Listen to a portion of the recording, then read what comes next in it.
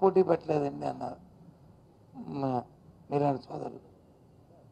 పోటీ పెట్టినప్పుడు మరి అత్యవసర మార్కులతో ఆ రోజు 70 సరిపడా మరి అవిశ్వాసం పెట్టినప్పుడు వచ్చి 74 మంది వచ్చారు కదా. మరి అందులో అక్షోభ మమ్మల్ని తీసేస్తే మిగతా వాళ్ళు సుమారు 63 మంది కార్పొరేట్లు ఉన్నారు కదా కూటమికి. కోరం వచ్చి 54 ఉంటే సరిపోద్ది కదా, 54 55 సరిపోద్ది కదా. మరి ఎందుకు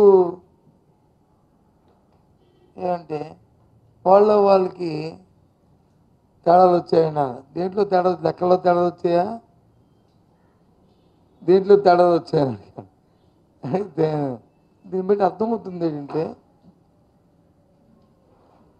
రాష్ట్ర ప్రజానీకం కానీ విశాఖ నగరవాసులు కానీ అందరూ అర్థం చేసుకోవాల్సింది ఏంటంటే ఈ కూటమి ప్రభుత్వానికి వాళ్ళకి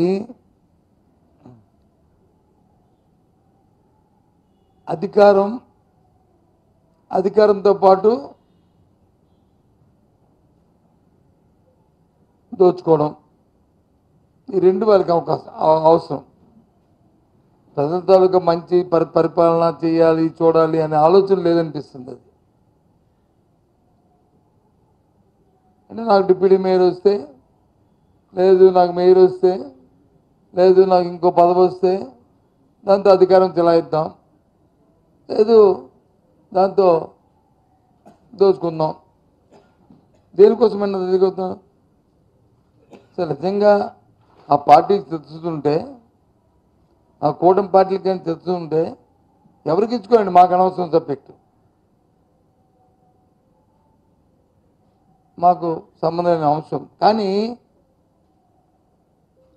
పార్టీలో ఇదేంటి, ఎవరు నవ్విపోతారు. సుమారు 63 మంది కార్పొరేట్లు ఉంటే దగ్గర 20 మంది కార్పొరేట్లు వచ్చి డమ్మా కొట్టేశారు. అంటే పార్టీకి పట్టలేదు, ఎంతసేపు సింగిల్ పాయింట్ ఎజెండా అనేది అర్థమవుతుంది. కాబట్టి చాలా దురదృష్టకరం. ఇవాళ విశాఖపట్నం కార్పొరేషన్ సంబంధించిన ఎన్నికల్లో జరిగిన పరిణామం. దీన్ని బట్టి నేను మళ్ళీ చెప్తున్నాను, ఈ కూటమి ప్రభుత్వానికి అధికారమే ముఖ్యం తప్ప అది ప్రలోభపెట్టుకుని అవినీతి కార్యక్రమాలు చేయడమే తప్ప, దోపిడీ చేయడమే తప్ప ప్రజల సంక్షేమం కానీ ప్రజల తాలూకు అభివృద్ధి కానీ వీరికి అక్కర్లేదు అనేది ఈ ఎన్నిక స్పష్టం చేస్తుంది. దానికోసమే ఎక్కడ చూసినా సరే రాష్ట్రంలో సంఖ్యాబలం లేనప్పటికి కూడా ప్రభుత్వం తాలూకా అధికార దర్పంతో అధికార దుర్వినియోగం చేస్తూ పోలీసులు అడ్డబెట్టుకొని సాక్షాత్ ఎన్నికల కమిషన్ ఇచ్చిన ఉత్తర్వులను కూడా బేఖాతరు చేసి కృష్ణా జిల్లా లాంటి మున్సిపాలిటీల్లో దౌర్జన్యం చేస్తూ ఇవాళ పదవుల కోసం చేస్తున్నారు. ప్రజాస్వామ్యాన్ని అపాస్పాలు చేస్తున్నారు, ప్రజాస్వామ్యాన్ని అపాస్పాలు చేస్తున్నారు. ఇది వాస్తవం. ఇది చాలా దురదృష్టం. సంవత్సర కాలమైంది ఈ ప్రభుత్వం వచ్చి. ఈ సంవత్సర కాలంలో వ్యవస్థలన్నీ కూడా స్టాండ్ స్టిల్ అయిపోయాయి. ఏ వ్యవస్థ కూడా చట్ట ప్రకారం రాజ్యాంగ ప్రకారం నడుచుకోవట్లేదు. అన్ని వ్యవస్థలు కూడా ప్రభుత్వం తాలూకా గుప్పిడిలో పెట్టుకొని చట్టాన్ని చుట్టంలో చూసుకుంటున్న పరిస్థితులు వచ్చాయి. ఇప్పుడు చాలా దురదృష్టం. ఇది వ్యవస్థకి నష్టం, ఇది సమాజానికి నష్టం. ఇలాంటి పరిణామాలని చెప్పి మీ ద్వారా తెలియజేస్తాం. జరుగుతున్న పరిణామాలన్నింటినీ కూడా తీవ్రంగా మా పార్టీ ఖండిస్తుంది. నాకు అర్థం అవ్వలేదండి. ఎన్నికల ముందు వచ్చి చంద్రబాబు నాయుడు గారు కూటమి పెద్దలందరూ కూడా ఎంత అట్టాసంగా సూపర్ 6 అన్నారు,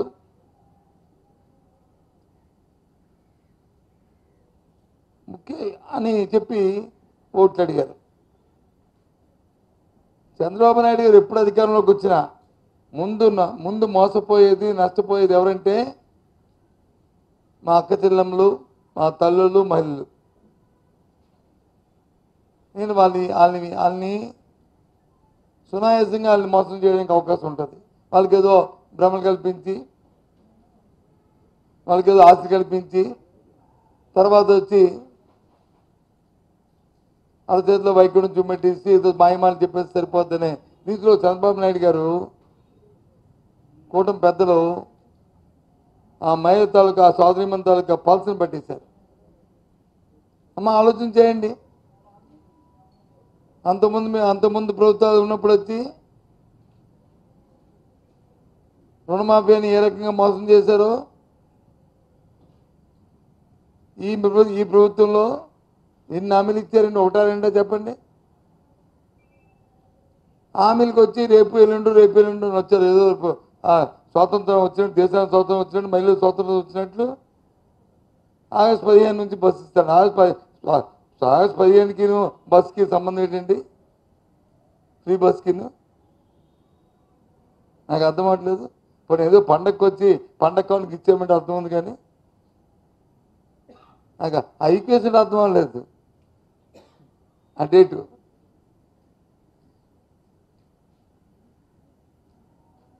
ఇంకా సరే అమ్మఒడి,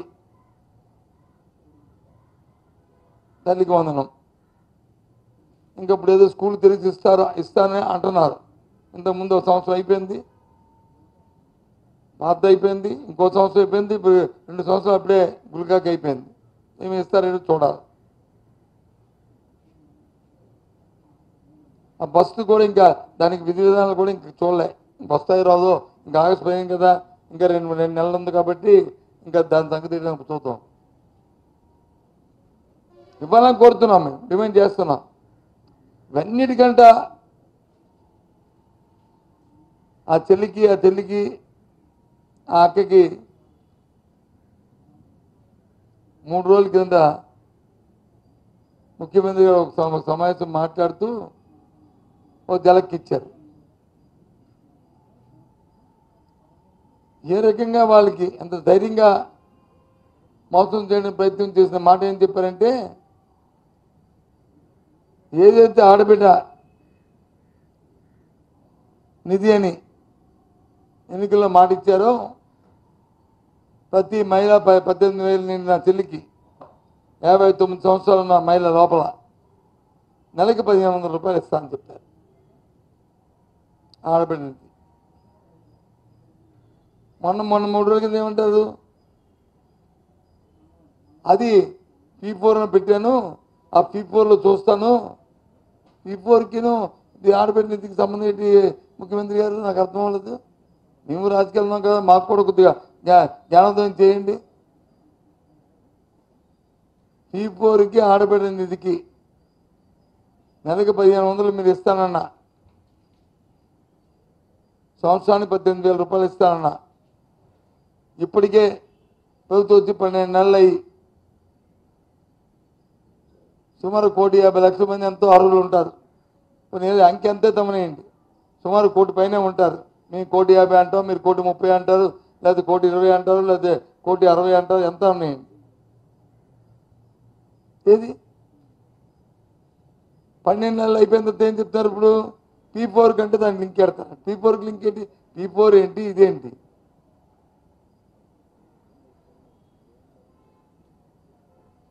నాకు అర్థమా?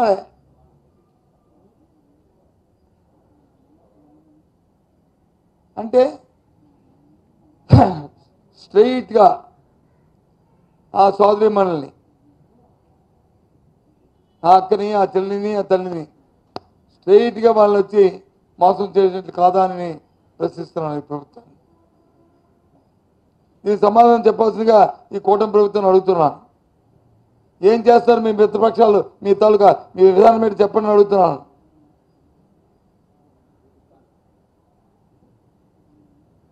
ఇది హులిక్కి అయిపోయినట్టునా? సోదరి మనకి జలకిచ్చినట్టునా? మీరు దాన్ని ఎండాల్స్ చేయండి. జనసేన కానీ భారతీయ జనతా పార్టీ కానీ మీ తాలూకు విధానం మీద దీన్ని మీరు చెప్పాలి. అంత ధైర్యంగా ఎలాగండి? ఎంతవరకు రేపిస్తాను నుండిస్తానని వారు ఇప్పుడు జాగ్రత్తగా అంటే ఎంత మోసం అంటే ఎన్నికలండి ఎంత అపాసం అయిపోయింది. ఎన్నికల ముందు ఏదైనా చెప్పొచ్చు, ఎన్నికలు అయిపోయిన తర్వాత ఏదైనా మనం మాట్లాడవచ్చు. అయిపోయింది కదా, మళ్ళీ 5 సంవత్సరాల తర్వాత ఆలోచించుకుందాం అనుకునే రీతిలో ఇవాళ ఈ కూటమి ప్రభుత్వం ప్రయత్నం చేస్తుంది. ఈ రాష్ట్రంలో ఉన్న అక్కచెల్లెలను అందరినీ ప్రతి మహిళని కూడా ఆలోచించమని కోరుతున్నాను. ఏ రకంగా ఈ ప్రభుత్వం యూటర్న్ తీసుకుంటుందో ఇవ్వండి. ఇది మీకేం చెప్తుంటే అనౌన్స్ చేయండి, డేట్ ఎప్పటి నుంచి ఇస్తారో. ఈ ఆడబడింది ఇది ఈ 18 సంవత్సరాలు నేను మహిళకి 59 సంవత్సరాల లోపు ఉన్న మహిళకి ఎప్పుడు లోపు ఇస్తారో మరి ప్రకటించాలని కోరుతున్నాను. రేపు ఆ మహానాడు ఏదో ఆర్భాటంగా మీ తాలూకా ఆరిబాధ్యం చేస్తాను చెప్పండి. అక్కడ చెప్పాలని డిమాండ్ చేస్తాం. లేకపోతే మీరు పూర్తిగా కూడా ఈ మహిళలందరినీ కూడా మీరు మోసం చేసిన వాళ్ళు మోసకారులు అనేది నిర్ధారణ అవుతుంది.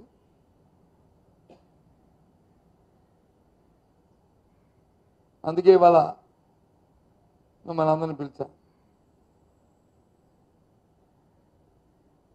జీవితంలో ఎన్నికల్లో చూస్తుంటే ఎన్నికల చేస్తున్న ఈ ప్రభుత్వం అధికారాన్ని చేతితో తీసుకున్న వాళ్ళు చేస్తున్న వ్యవహారాలు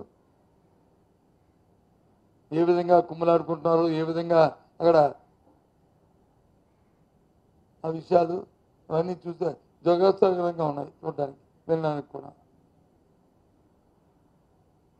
సంఘటనలన్నీ వినకూడనివి, చూడకూడనివి పార్టీలో జరగకూడదు జరుగుతున్నాయి కాబట్టి వాటిని తీవ్రంగా మా నిరసన తెలియజేస్తూ పాపం నష్టపోయారు ప్రజలు. విశాఖపట్నం ప్రజలు అభివృద్ధిని నోచుకోలేకపోతున్నారు. 4 దగ్గర 6 నెలలు ఉంటుంది మున్సిపల్ కమిషన్ లేక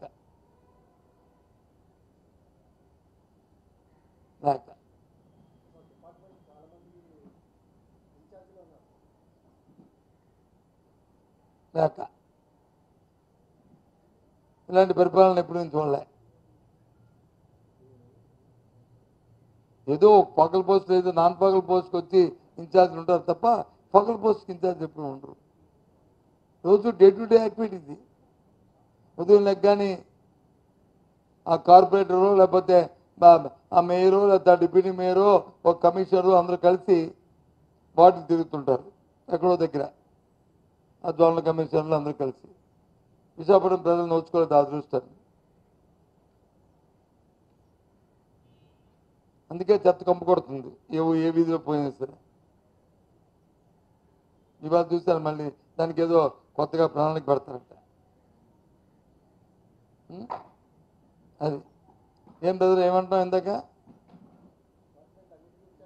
అదేనండి, ప్రభుత్వానికి ఒక మంచి పరిపాలన అందిద్దామని ఆలోచన ఉండి చిత్తశుద్ధి ఉంటే దాని మీద దృష్టి పెడతారు. లేదు ఆ శాఖకు సంబంధించిన మంత్రికి దాని మీద దృష్టి ఉంటే దాని మీద దృష్టి పెడతారు. మంత్రికి లేదు, ముఖ్యమంత్రికి లేదు, కూటమిలో పెద్దలకి ఎవరికి లేదు. ఏదో గెలిచాం, అధికారం వచ్చింది, మన ఇష్టం, రాజ్యం. మనం చెప్పిన దాన్ని మరి ఒక్కరికి దానికి 2-3 మళ్ళీ యాడ్ చేసి అందంగా దాన్ని తీర్చి చెప్పడానికి ఓ 3-4 ప్రచార సాధనాలు ఉన్నాయి. కాబట్టి చూసుకుంటారు, అలా చెప్పింది ప్రజలు నమ్ముతారు అనేది ఉంది. కాబట్టి అలాగే ఉంటుంది పరిపాలన. ఓకే,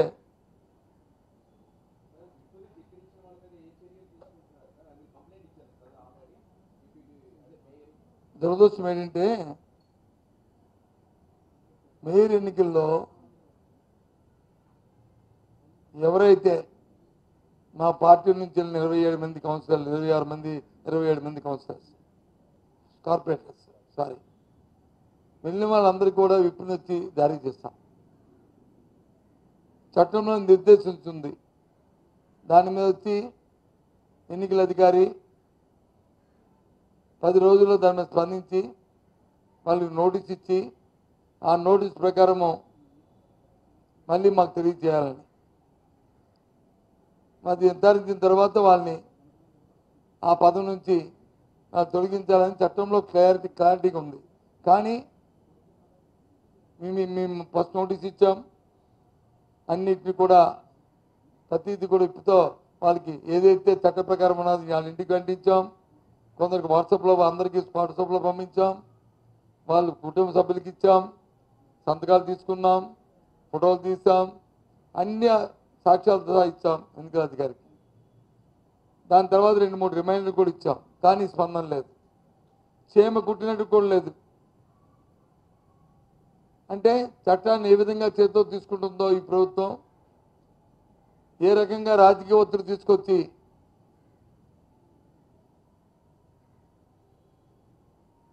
చట్టాలు ఇంప్లిమెంట్ కాకుండా చూస్తుందో దీనికి ఉదాహరణ మీరు అడిగారు ఇప్పటికి వచ్చి ఇక ఈ రకంగా ఉంది. ఇప్పుడు 2 సార్లు రిమైండ్ ఇచ్చాం బాస్, ఎవరికి? ఎన్నికల అధికారి ఇంకా ఉన్న జిల్లా కలెక్టర్ గారికి. స్పందనలే. ఇక కోర్టుకు వెళ్దామంటే కోర్టులో న్యాయస్థానానికి హాలిడే ఉంది, హాలిడే అయిన తర్వాత దాని మీద కోర్టుకు వెళ్తాం, న్యాయస్థానాన్ని ఆశ్రయిస్తాం. దాని మీద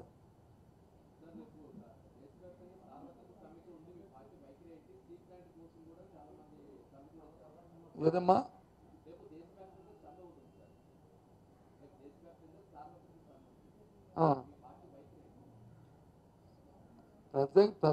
ప్రజా వ్యతిరేకమైన ఏ కార్యక్రమం ఉన్నా దాన్ని మేము వ్యతిరేకిస్తాము. ఆ కార్యక్రమానికి ప్రజల నుంచి ప్రజా వ్యతిరేకమైన కార్యక్రమాన్ని ప్రభుత్వాలు చేసి దాన్ని వ్యతిరేకిస్తూ ప్రజలకు మద్దతుగా మేము నిలబడతాం.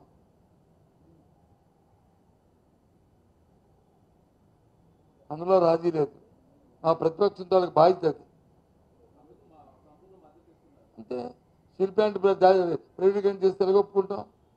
సాక్షాత్ ఆ రోజు మోడీ గారు ఇక్కడికి వచ్చినప్పుడు డయాస్ మీద నుంచే మా పార్టీ అధ్యక్షుడు ఆ రోజు చెప్పారు కదా, అదే మా స్టాండ్.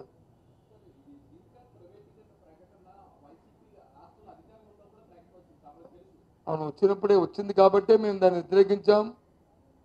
వ్యతిరేకించాం.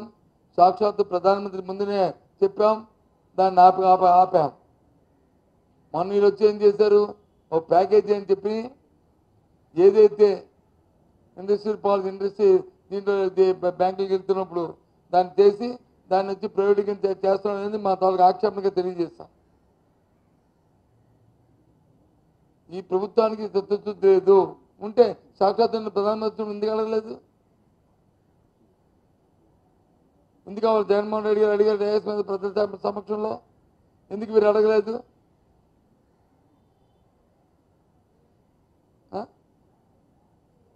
తెలిసిపోతుంది కదా అది వైఖరి ఏంటి అనేది. ఆ రోజు పెద్ద అట్టాసంగా అమర నిరాధ చేసిన వాళ్ళు మరి ఇప్పుడు ఎందుకు దీక్షలు చేయట్లేదు? సరే, ఆవిడ తాలూకు చిత్తశుద్ధితో ఉంటే మేము మా తాలూకు కార్యక్రమం చెప్పాం కదా, స్టీల్ ప్లాంట్ దాన్ని కాపాడుకోవడానికి దేనికైనా ఎంతవరకు అయినా సరే మేము సిద్ధం. ఆవిడకి చిత్తశుద్ధి ఉంటే, లేకుంటే ఏదో దీనికోసమే టోకెన్ కోసం చూస్తే మాకేంటి?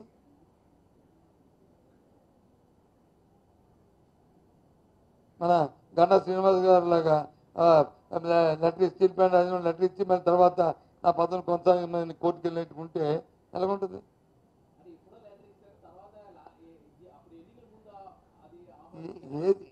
ఏది ఎప్పుడు ఇచ్చిన సందర్భం దేనికి ఇచ్చాం? ఆమోదిస్తే ఏంటి? సందర్భం దేనికి ఇచ్చాం? నేను అడుగుతుంది అది. అలాగే ఉండకూడదు. నిరాదీక్ష చేస్తే ఉండాలి. ఏం బస్సు నాకు తెలియకడుతున్నాను, మిమ్మల్ని క్వశ్చన్ చేస్తున్నాను, అపార్థం చేసుకోండి. కానీ ఎందుకు ఇవాళ బాయ్కట్ చేశారు? ఇవాళ మరి ఆ పార్టీలో డిసిప్లిన్ లేదా? కూటమిలో అంతర్యుద్ధం ఉందా? వైసీపీ నుంచి వెళ్ళారు అంటే వెళ్ళి 26 మంది ఇవాళ బాయ్కట్ చేశారా? నాకు తెలియకూడదు, నాకు తెలియదు. అందుకని ఎవరు వెళ్ళారు ఎవరు వెళ్ళారు అడగలేదు. కానీ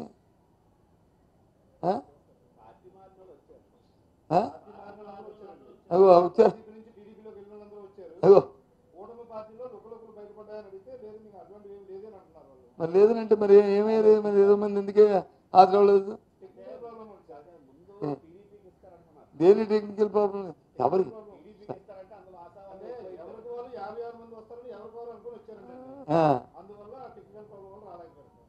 56 మంది ఎవరు కాదు వస్తారండి?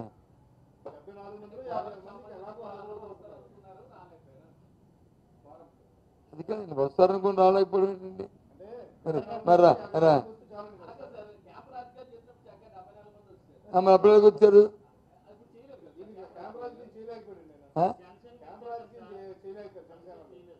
జనసేనలు ఎందుకు చేస్తారు? కూటమి కదా బాధ్యత. తెలియకూడదు, నాకు తెలియదు. జనసేనలు అందరూ వచ్చారు. పోనీ ఒకళ్ళ మరి ఇంకేమి? మన పేరు నాకు తెలియదు. కానీ మరి ఒకలైనా అరైనా ఒకటే కదా, అట్టైనా ముఖ్యమైన ఒకటే కదా. అది కరెక్ట్ కాదు కదా. సరే, మాకు సంబంధం ఆ పార్టీ సంఘం. కానీ దానివల్ల ఏమంటే అర్థమవుతుంది అంటే వాళ్ళకి అధికారమే ముఖ్యం, అధికారాన్ని అడ్డు పెట్టుకుని దోపిడీ ముఖ్యం, అవినీతి ముఖ్యం అనేది ఈ ఎన్నికలో నిర్ధారించింది. దానికోసమే ఈ పదవి కోసం, దేనికోసం? పార్టీ డిసిప్లిన్ లేనప్పుడు. అది నాకు అనిపించింది, అందుకే ఆ విషయాన్ని మీకు చెప్పాను. ఓకే, అయ్యింది.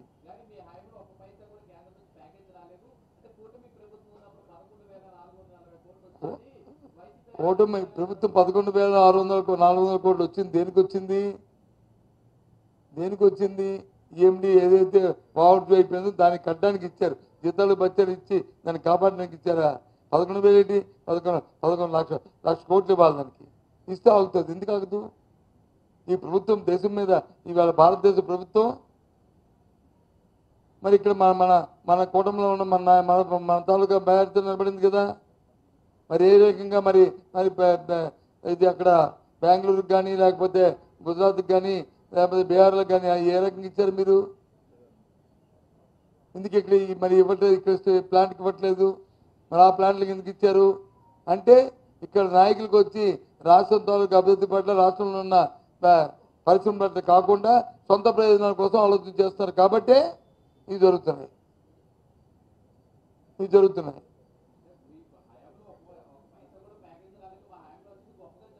ఏంటి గొప్పగా? ప్లాంట్ పోతుంటే గొప్పగా చెప్పుకోండి, ఉద్యోగాలు తీస్తుంటే గొప్ప చెప్పుకోండి. మా హయాంలో ఉద్యోగాలు తీస్తారా? ప్లాంట్ పోతుంటే ఉద్యోగాలు తీస్తుంటే ఎలాగా? హయాం చెప్పుకోండి. మొన్న ఎప్పుడు చూశాను నేను, ఇది ఎక్కడది బుడగొట్టపాలెం చంద్రబాబు నాయుడు గారు మత్స్యకార భరోసా ఏదో ఇవ్వడానికి వచ్చు. అక్కడ రామ్మోహన్ నాయుడు గారును చంద్రబాబు నాయుడు గారు ఈ పోర్టులన్నీ మేమే కడుతున్నాం అని చెప్పారు. రామ్మోహన్ నాయుడు గారు ఇంకొక అడుగు ముందుకేస్తారు పాపం. చంద్రమంతి గారు